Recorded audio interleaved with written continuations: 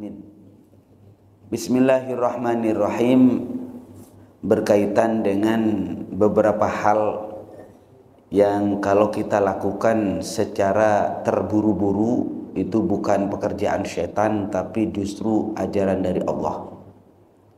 An Hatim Al-Asam rahimahullah, diceritakan dari seorang ulama namanya Hatim Al-Asam rahimahullahu ta'ala, semoga Allah merahmati kepada beliau. Annahu qal, beliau menyampaikan sebuah nasihat, al-ajalatu minasyaiton. Buru-buru itu pekerjaan setan. Kita sholat misalnya Allahu Akbar, buru-burulah itu. Apa saja pekerjaan, apa saja buru-buru, tidak tenang, tidak tertib, tidak struktur, itu ya pekerjaan setan, nggak bagus ya. Wa ta'anni minar rahman, justru tenang ya, terstruktur, tertib, itu ajaran dari Allah. Kecuali illa fi khamsi mawadhi'ah, kecuali 5 hal. Ini bukan ajaran syaitan, tapi justru diajarkan dalam Islam. Fa innaha min sunani Rasulillah sallallahu alaihi wasallam, maka ini ajaran daripada Rasulullah. Yang pertama apa? It'amud dhaif, menyuguhkan makanan minuman kepada tamu, menghormat kepada tamu dengan sesuatu yang tidak memaksakan diri ya. Biasanya tradisinya ya ada teh, langsung ditanyakan, Bapak minum apa? Loh kok buru-buru, bukan pekerjaan setan. Bukan, itu justru bagus. Itu para jemaah sekalian. Dan itu memang penting bagi sahibul bait, tuan rumah itu kalau ngaku orang beriman ya hormat kepada tamu. Man kana yu'minu billahi wal yaumil akhir, barang siapa beriman kepada Allah dan hari akhir, fal yukrim dhaifahu, maka hendaknya muliakan tamunya. Jadi orang beriman itu hormat kepada tamu. Nah ini penting bagi sahibul bait untuk berpegangan dengan hadis ini. Nah, tapi kalau menjadi tamu, pedomannya ini Pak, ad-dhaif kal mayyit ya. Tamu itu seperti mayit, itu pedomannya atau pegangannya tamu. Jadi nanti kalau saya bertamu di rumah Bapak, saya akan ngomong, jangan repot-repot. Saya ini sebagai tamu, saya ini kan mayit dalam hati. Jadi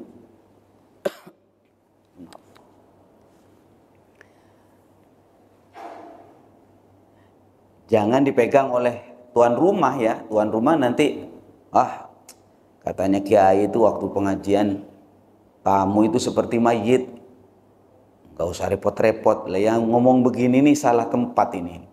Dasarnya benar, dalilnya benar, tapi dipegang oleh orang yang salah. Bagi tamu, pedomannya adalah jangan repot-repot. Dalam hatinya ngomong, saya ini mayit. Itu tamu. Tapi tuan rumah, pegangannya adalah fal yukrim dhaifahu. Kalau beriman kepada Allah dan hari akhir, maka hendaknya hormati tamunya. Ya, kalau dibalik itu jadi rusak Pak. Saya sebagai tamu tiba-tiba Assalamualaikum, salam. Ini katanya Nabi Muhammad, saya ini tamu, hormati tamu. Aku beriman ya? Iya, hormati tamu, saya ini kan tamu. Lah sedangkan tuan rumahnya ngomong, la dhaif kal mayyit, ngapain hormat? Kan mayit. Ya akhirnya bukan saling menghormati tapi perang dalil itu. Ini salah menempatkan dasar ya. Jadi idza nazala, apabila sudah tamu itu nyampe kepada rumah kita. Terus bagaimana para jemaah sekalian? Tamu itu kita punya kewajiban cuma 3 hari. Itu status tamu. Kalau tamu itu sehari masih status tamu itu. 2 hari status tamu itu. 3 hari masih status tamu. Tapi kalau lebih daripada itu, bukan tamu penghormatannya sudah. Ya ini standar biasa. Ini para jemaah sekalian. Wa an Abi Hurairah radhiyallahu anhu anna Rasulullah sallallahu alaihi wasallam, ada ajaran Rasulullah, man at'ama akhahul muslim syahwatahu harramahullah taala 'alan nar. Barang siapa memberi makan sesuatu yang disenangi oleh orang tersebut. Dia senang apa? Bapak suka apa? Teh. Suka apa? Kopi. Air tawar aja. Apa yang diinginkan oleh si tamu kemudian disuguhkan, maka harramahullah ta'ala 'alan nar.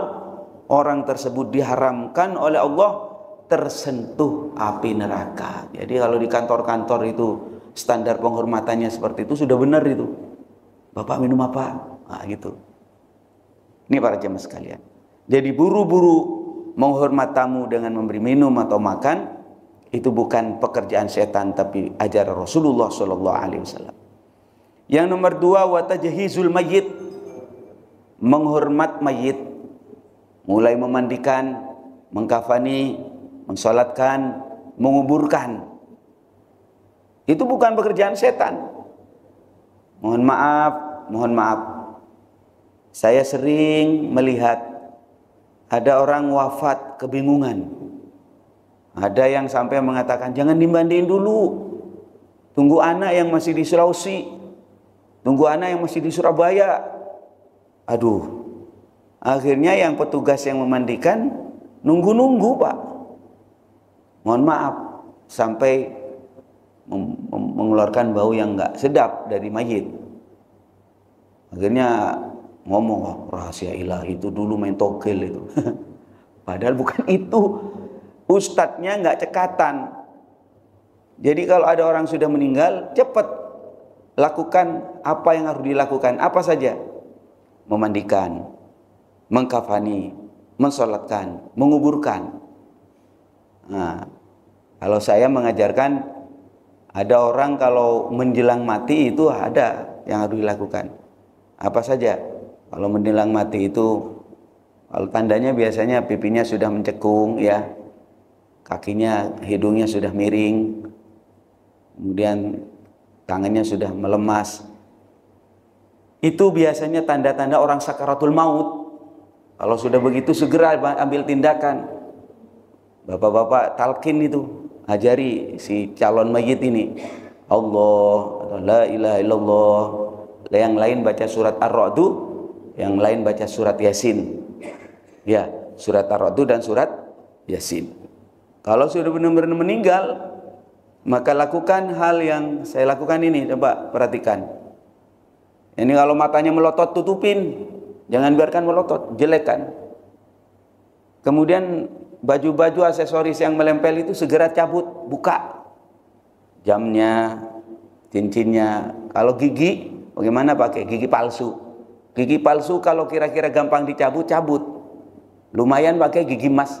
Bisa dicabut nggak, dijualan? Dicabut aja. Bisa Pak Kiai, tapi pakai tang. Kalau pakai biasa nggak bisa. Pakai tang bisa begitu. Nggak boleh. Saya mengatakan menyakiti mayit itu saat wafat ya sama dengan menyakiti orang tersebut saat hidup. Jadi ukurannya kalau kira-kira membukanya susah Pak Kiai, ada caranya tapi pakai alat berat misalnya. Jangan. Itu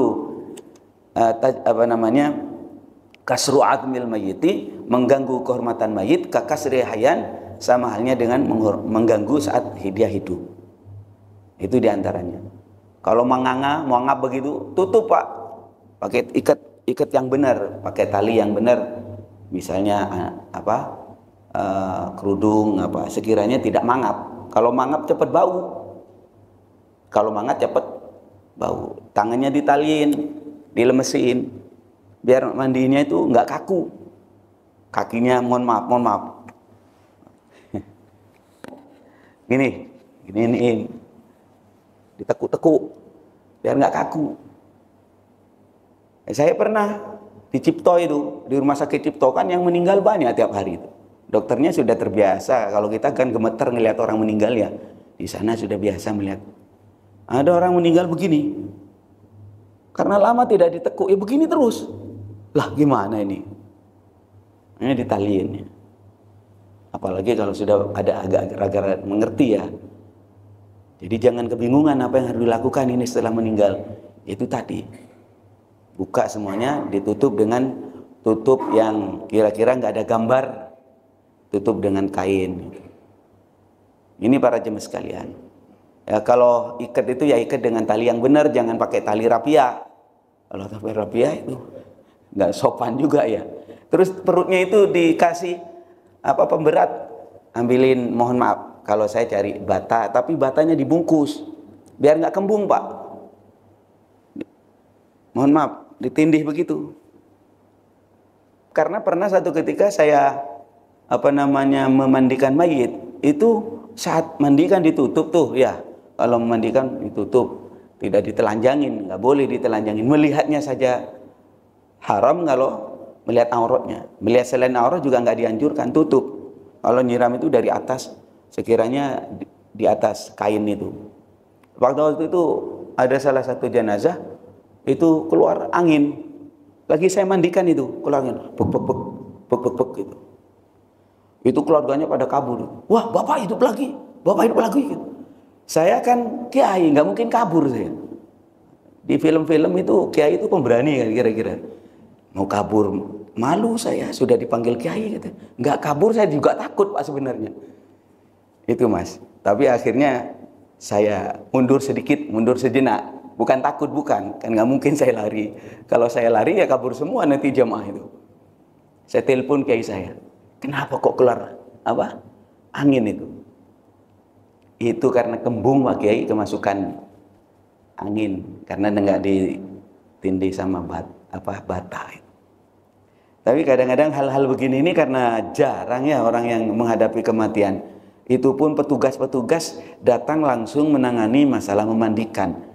Sebelum dan pra kematian itu, pra dan setelah, sebelum mati dan setelah mati itu ya kerjaan keluarga. Nggak mungkin petugas ustadz-ustadz yang tukang memandikan mayit itu datang langsung gitu. Makanya pengetahuan ini harus dipelajari secara serius karena pasti dipakai,